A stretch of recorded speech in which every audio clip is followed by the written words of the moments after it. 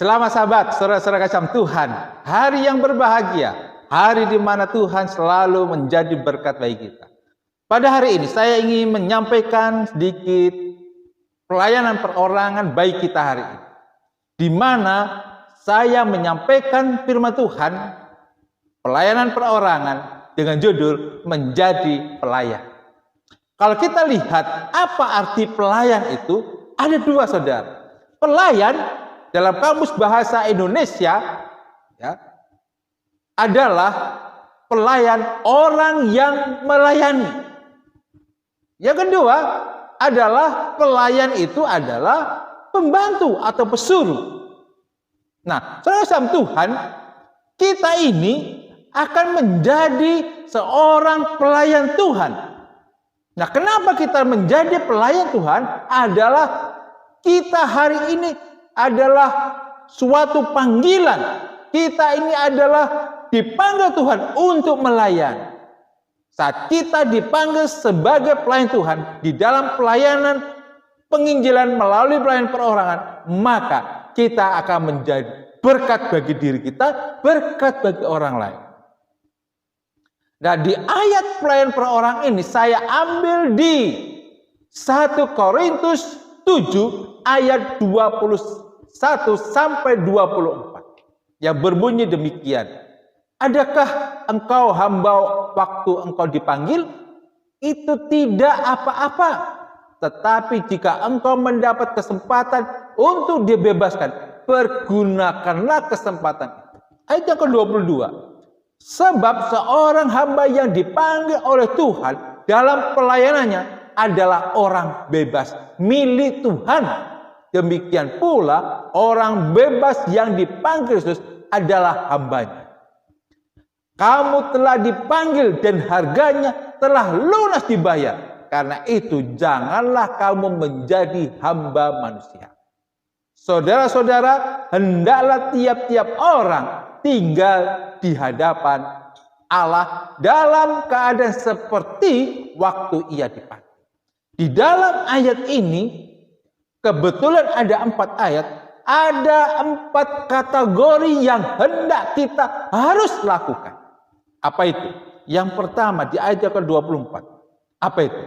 Yaitu yang pertama adalah jangan mengubah apa yang Tuhan telah tetapkan dalam panggilan. Saudara hari ini sudah ditetapkan oleh Tuhan untuk menjadi pelayan Tuhan. Oleh sebab itu apa dikatakan di sana? Baiklah tiap-tiap orang tinggal dalam keadaan seperti waktu ia dipanggil. Apa arti mengerti? Supaya kita tahu bagaimana kita saat kita haus akan firman Tuhan, begitu juga kita harus selalu senantiasa haus untuk menyampaikan pelayanan perorangan.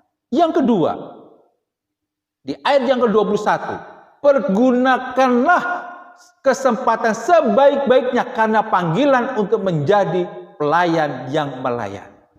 Ini suatu kesempatan. Kenapa kita menjadi kesempatan?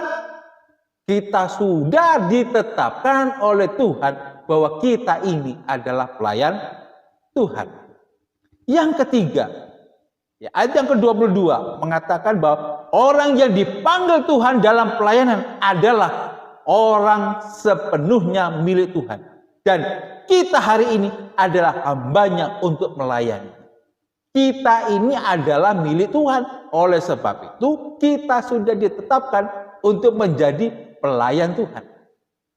Yang keempat, menyadari bahwa kita sudah dibeli dan harganya telah lunas dibayar menjadi hambanya, bukan hamba manusia. Jadi kalau kita sudah ditetapkan oleh Tuhan untuk menjadi pelayan, oleh karena kita sudah dibeli dengan harga yang lunas dibayar.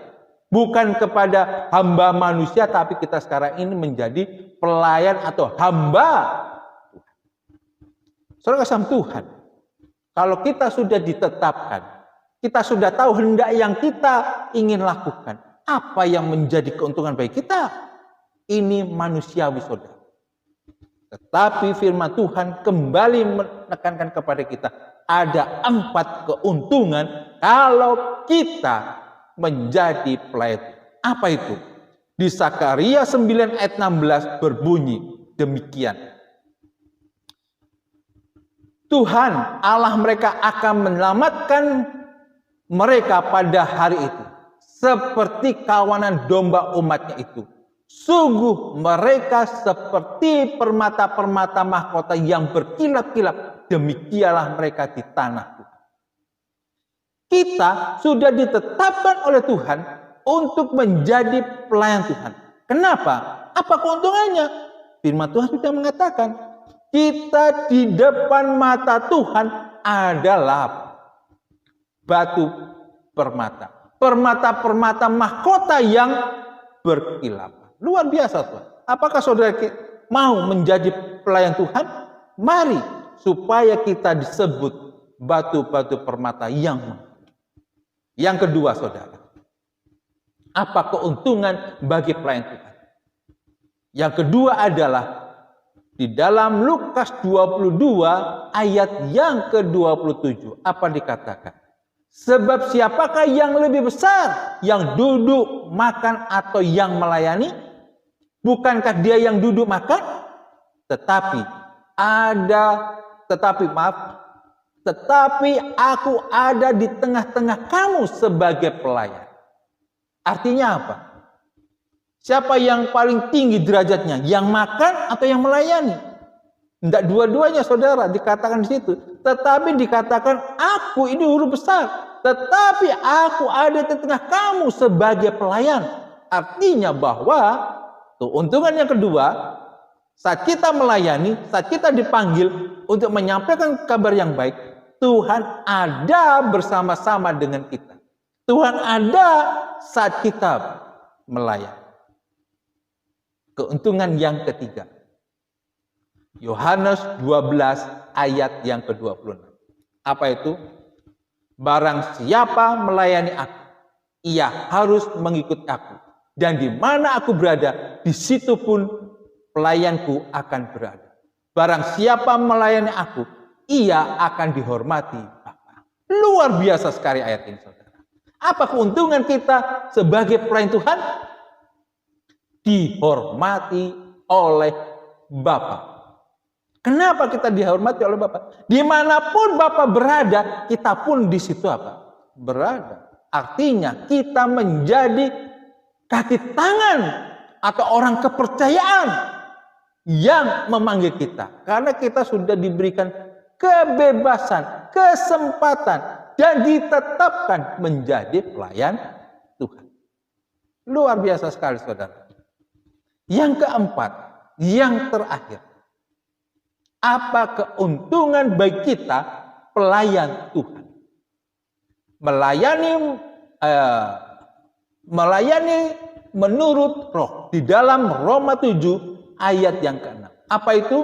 Kita dipanggil melayani dengan anugerah dan kasih karunia dari roh. Dengan maksud untuk menuntun banyak orang dibawa kepada Kristus untuk menerima keselamatan kekal. Keuntungannya adalah bahwa roh dengan kita bekerja sama melayani karena kita menerima anugerah dan kasih karunia dari roh. Untuk apa? Menuntun banyak orang menerima Kristus sebagai keselamatan kita. Saya tutup dengan satu kutipan Ellen G. White, Kebahagiaan Sejati halaman 16. Dikatakan demikian. Marilah kita dengan kasih yang ajaib. Marilah kita mempergunakan bagi diri kita kesempatan yang telah diberikannya kepada kita.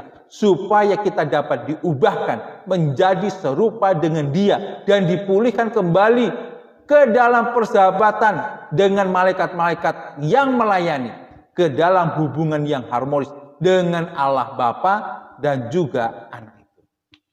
Luar biasa kutipan ini, saudara. Seorang Ellen G. White, seorang yang sudah diilhami, memberikan kekuatan kepada kita. Mari kita mempergunakan kesempatan kita supaya kita dapat diubahkan dengan Dia, dipulihkan bersama Dia. Sehingga apa?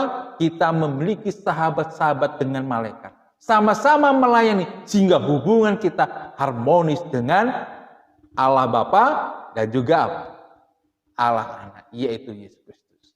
Saudara kasih Tuhan, mari kita sambut panggilan menjadi pelayan. Tuhan memberkati, Tuhan akan memberkati saudara. Amin.